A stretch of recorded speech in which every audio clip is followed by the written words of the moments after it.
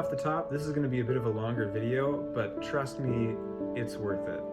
You're going to want to stick around. So to start off, Terry talked about the Lord's Prayer this Sunday, and there was a line in there that really got me thinking. It was the line, "Hallowed be your name," or in a more modern translation, "May your name be holy." Now, when I was growing up, whenever I said that line, I thought about it in terms of I'm telling God how holy I think He is. But that's not what Jesus says. If Jesus wanted us to pray, "God, you are so holy," those words would be in there. Instead, Jesus says or teaches us to pray, "Hallowed be your name. May your name be holy." So there's a few things going on here. Let's talk about holiness. So holiness means being unique, completely unique, being set apart, being different. It means there's also a moral dimension to it. So purity, goodness, acting rightly in the world or correctly.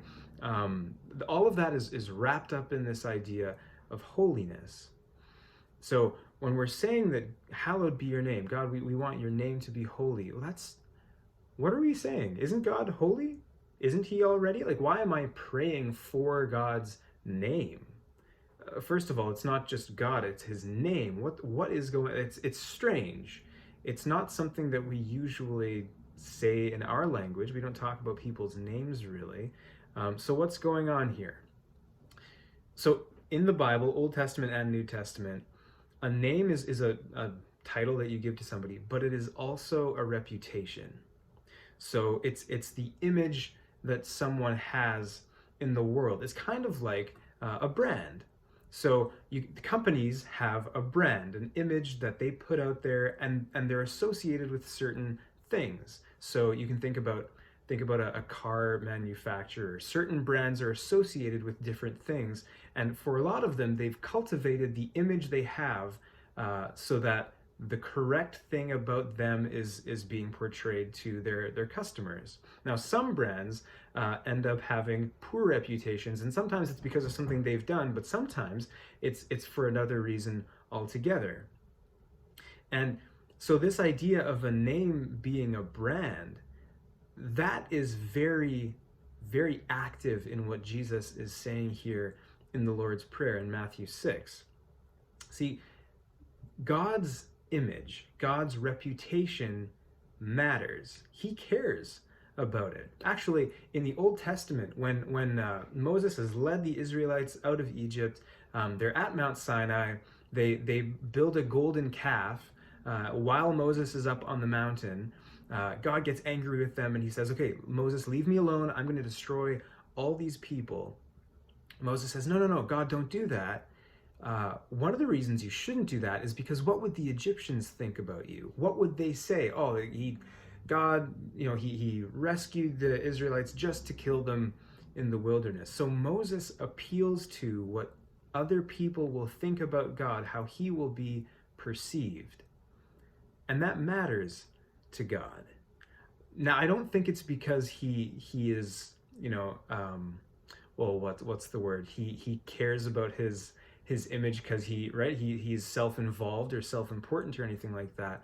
The way people perceive who God is goes a long way in determining whether or not they're going to come to Him, right? Are they going to see God as someone who is a loving Father, merciful, kind, accepting, but also that wants to build them up, to grow them into something? Or are they going to see Him as someone frightening, someone who only cares about the wrong things you've done, that's always checking off a list of things that you could be doing better?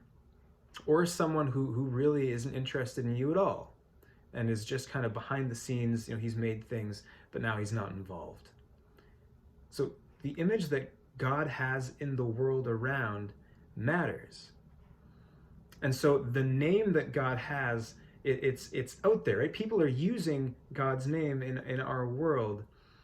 And when Jesus teaches His disciples to pray that God's name would be holy, I think He's inviting them to look at the world around them and realize, both in His day and in ours, that there are lots of people who do not know who God really is. His name, his reputation is not accurate to who he really is.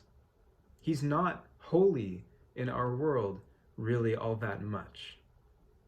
And so when Jesus asks us to pray that God's name would be holy, instead of us telling God how holy he is, I think that's an invitation to us. Because remember, when we get baptized, specifically when we get baptized, it's called being baptized into the name of Jesus in the book of Acts, several different places. And so for people who are following Jesus, we are brand representatives. We are people who carry or who bear the name of Jesus. We carry the name of God. We show people what he's like, what he's about. We have a responsibility to actually show people his name. And we have a part to play in what his name represents in our world. And so for us to pray, God, your name would be holy, it's a call to action for us to actually do the work of representing God well. Now, for us today, I think that's a really good reminder of our church's vision. So we've talked about how we want to change the perspective of our community, our society, change their perspective of who God is and who the church is. And we've said that the way we're going to do that is by doing things differently. We're not going to be able to do that by doing all the same old things, because that's how we got to where we are now. We have to do some different things. We have to behave differently. We have to think about ourselves differently. We have to think about others differently. And so our vision is all about restoring the name of the church, restoring the name of God in our world. And we've said that the way we're going to do that is by not only by acting differently and being different to our world, but also encouraging people to share stories of how they've experienced God's goodness, how they've actually experienced his holiness, his goodness, his mercy, all of the good things about him, his love. People will learn about that, not just the way we treat them, but by how we share our experiences of who God really is. And so this week, if we're going to be praying the Lord's Prayer, like Jesus encouraged us and even commanded us to do, this is something we should be thinking about often. How am I making God's name holy in my life? And so I'd encourage you this week, take some time to think about how you've experienced God's holiness, his uniqueness, his goodness, his mercy, the blessings that he's given to you. Maybe ways in which he's corrected you and shown you a better way, ways that you've experienced his love. Spend some time thinking about that, but don't just stay there, because remember, you're a brand representative for God. And so how is anyone going to know about who he is and what that brand represents if you don't tell them? And so this week, whether you're talking to family or friends, neighbors, whatever that looks like for you, I want to challenge and encourage you to share the good things that God has done for you, how you've experienced who he truly is. So at least one person or one connection this week, talk about how God's blessed you. Talk about his mercies for you, the things he's taught you. Something that shows them what his name really is, and goes and you can do your part in making his name holy in our world. God bless.